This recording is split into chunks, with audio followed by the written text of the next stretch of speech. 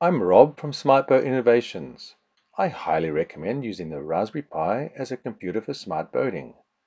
In my previous video titled Essential Equipment for Smart Boating, we discussed the Raspberry Pi. Please take a look at that video to understand the equipment prerequisites. In today's video, we will unbox and install the Raspberry Pi. So let's get started. Firstly, let's have a look at the components that we are going to assemble to create our Raspberry Pi computer. In the little red box comes a circuit board which makes up the Raspberry Pi. Then we'll have a case that we're going to enclose it in. There's the micro SD card, which will be the storage for the Raspberry Pi. We have some heat sinks which are optional, but I'll install them so you can see. And also the same with a cooling fan, which is again optional, don't really need it. And then our power cable, which is a USB Type-C cable. Here I have the Raspberry Pi 4B with 8 GB of RAM. It's truly remarkable how compact this box is. Okay, let's have a look inside. Now, usually it's easier to open a box where it says open here, so let's open it this side. My first box I destroyed trying to open it.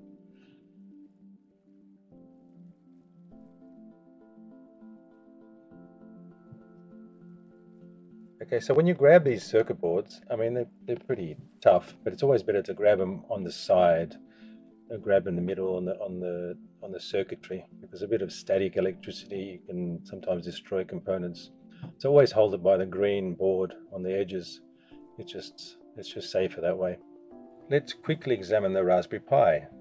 This model offers 4 USB ports. The 2 blue ports are USB Type 3, which is the newer and faster version of USB. The remaining 2 USB ports are the standard USB Type 2. One of the USB 3 ports will be used to connect all the wireless Zigbee sensors for the bilge, fire, siren, and other functionalities. I will soon provide videos that will explain and demonstrate the process of setting up the Zigbee network, as well as installing and configuring the sensors. The other USB 2 port will be used to connect our boat's instrumentation using the NMEA protocol. To the right of the USB ports, we have an Ethernet port. This is where we will connect an Ethernet cable to our 4G LTE router. On the side of the Raspberry Pi, we have a power port. This requires a USB Type-C cable to supply 5 volts of power. Moving on, we have 2 micro HDMI ports. Although we won't be using a dedicated display for our Raspberry Pi in this setup, if you happen to have one, you would connect it to one of these 2 micro HDMI ports. There is also a standard audio port available. On the opposite end, we find the micro SD card slot.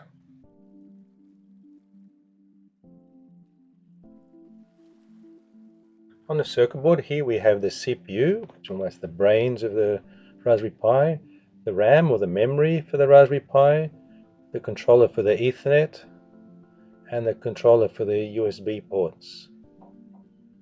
Now with these heat sinks, you don't really need to put them on. I'm going to put them on just so you can see how to do it. But since you're not going to be driving the Raspberry Pi really hard, you don't really need to do it. But in this video, I'm going to put heat sinks on the controller for the Ethernet and the controller for the USB, and also a fan that has a heatsink combined with it. It's going to go on top of the CPU. Now each of these heat sinks have a little of sticky 3M double-sided tape on the bottom. It helps to have smaller fingers than I have, or maybe some tweezers would be better. But just line it up, and when you get it there, just a slight bit of pressure downwards, not too much, just a little bit to make sure it's in place.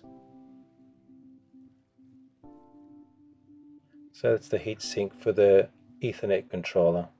Now we do the USB controller, the same thing, take the plastic off the double-sided tape, line it up, and put it in place. This one's a bit tighter fit to get into this one.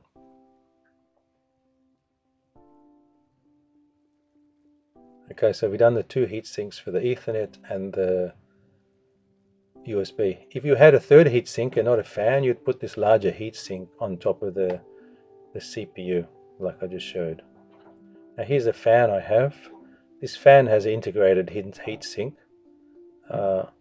So again, we just take off the plastic off the double-sided tape, orient the cables so they're facing the pins on the far side, put it on the top of the CPU, and then just a little bit of pressure downwards.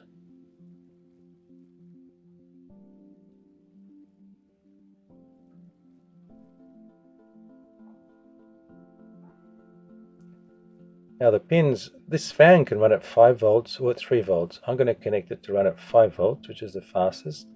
So the positive, the red cable, goes into the second pin from the end, and the negative, which is the black cable, goes into the third pin, outside pin at the end. You can also run it at 3 volts and it will run a little bit quieter.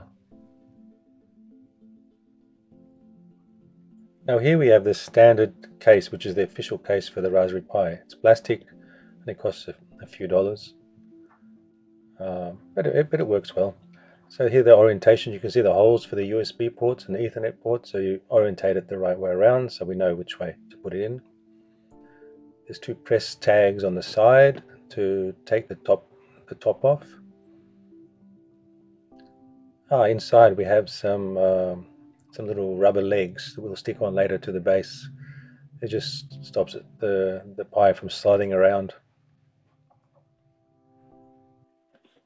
And you keep the same orientation.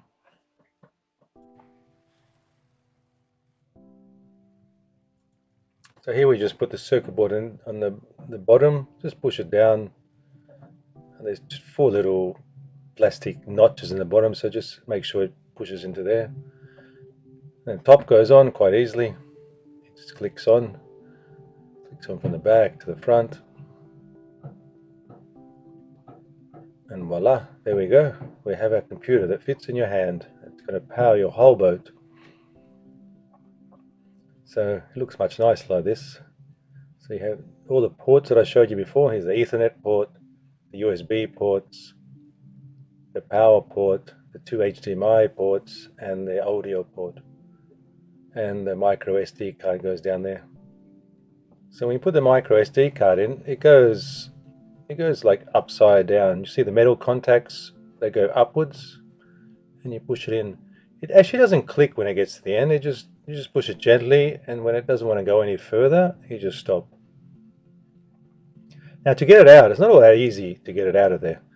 So there's a little ridge you can just put your fingernail under and pull it out. I struggled the first time I wanted to pull it out until I realized that. Now this is quickly, there's four little rubber feet we can just put on. You might not need this, but it's just, you have it, so you might as well put them on.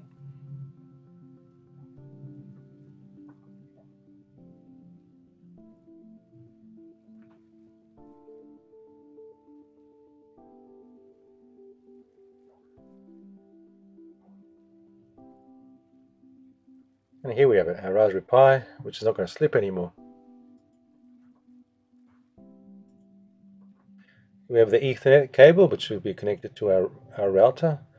This will go into the Ethernet port. It only goes one way. And this one, when you push it in, it will click. So you'll know very well it's inside. Now the power cable, USB-C. Nice thing about USB-C, you can go either up or down. And there you have, your Raspberry Pi is up and running. In one of the next videos, we'll go through how to install your Smart Boat software or app onto the Raspberry Pi. Thank you for joining me today and exploring the incredible world of smart boating. If you found this video helpful and informative, I would appreciate if you hit the like button below. And if you'd like to stay updated with more exciting content on boating and technology, consider subscribing to my channel by clicking the subscribe button. Your support means a lot and helps me create more valuable videos like this. Until next time, hasta luego.